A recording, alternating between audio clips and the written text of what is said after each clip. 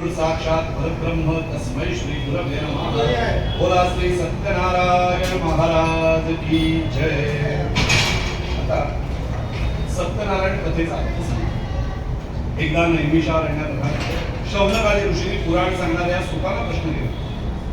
ऋषी विचारतात की मुनिश्रेष्ठा, मनातील सर्व बल कोणत्या प्रकारे अथवा तपश्चर्येने मिळतात या इकडेची इच्छा आहे, कृपा करून सांगा।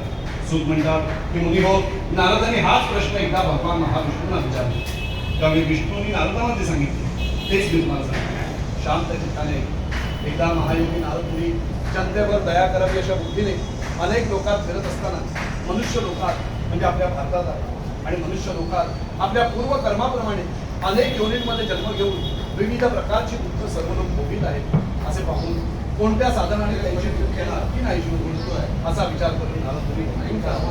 त्या वैकुंठात 4 हातात शंख चक्र गदा धारण केलेल्या आणि पायापर्यंत ऋणाने वनमाळा घातलेल्या स्वच्छ वर्णाच्या नारायण भगवंताला पाहून त्याची स्तुती करण्यासाठी प्रारंभ केला। नारद म्हणाले, त्याचे स्वरूप वाणी व मन यानं करणारे, जो अनंत शक्तिमान आहे, जो उत्पत्ती मध्य आणि अंत्यातील रहित आहे, जो मूळचा निर्गुण आहे आणि या जगाच्या आरंभकाळी जो 3 गुणांचा स्वीकार करतो आणि जो सर्वांचे दूर कारण असतो, सर्व भक्तांची सर्व दुःख नाहीशी करतो, अशा नारायण नारद मुनींनी केलेली स्तुती ऐकून भगवान विष्णू नारदाजवळ बोलले। भगवान म्हणाले की मुनिवरा, आपण कोणत्या कामासाठी आहात? तुमच्या मनात काय आहे ते सर्व मला सांगा, मी त्याचे समर्पण करतोय।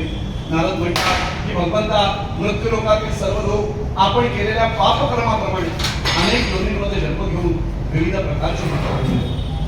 नारद म्हणाले की भगवंता, आपली कृपा जर माझ्यावर असेल तर या सर्व दुःखी लोकांची दुःख लहान अशा कोणत्या उपायाने नाहीशी होती ते मला सांगा।